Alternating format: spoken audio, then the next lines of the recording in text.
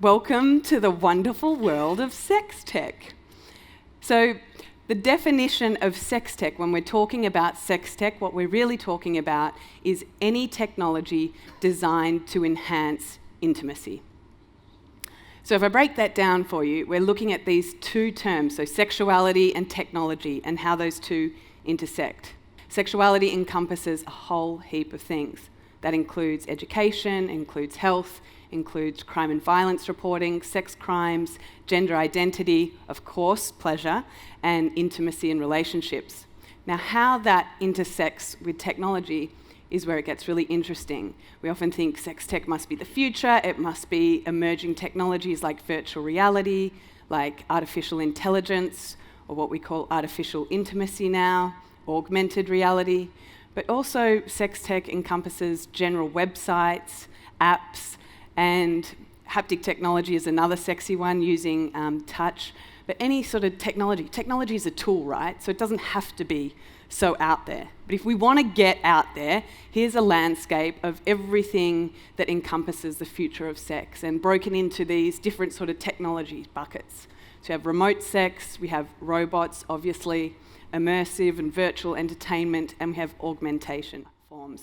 In fact, a lot of sex tech, because it's so taboo, the funding does not come from investment areas like other businesses do. It often starts out on crowdfunding platforms, gathers some steam, and then consumers really help pop it up, and it keeps going.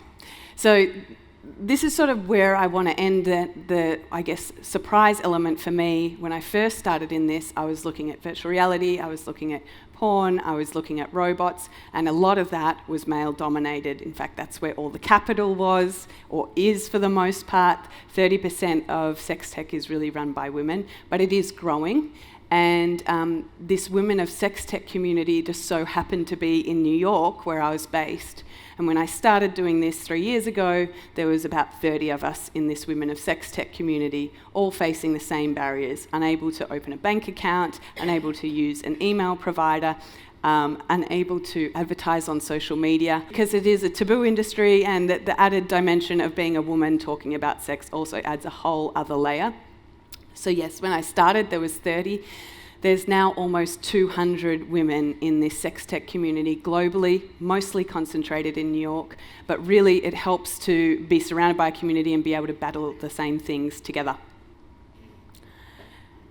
And I guess where I ended up after all this research and finding these women of sex tech and realizing sex tech was far broader than I ever thought, was the most vulnerable population, both to sexuality and technology, is young kids today.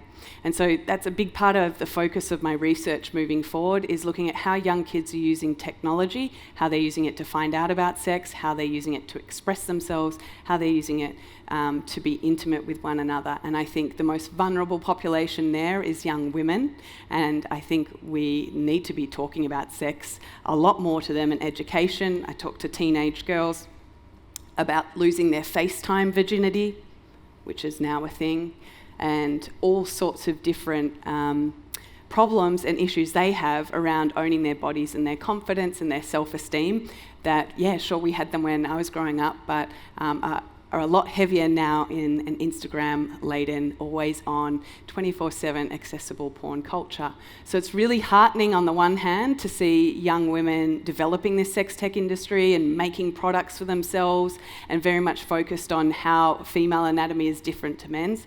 But it's also an incredibly dark time in terms of the education that we offer to young people, and especially young girls.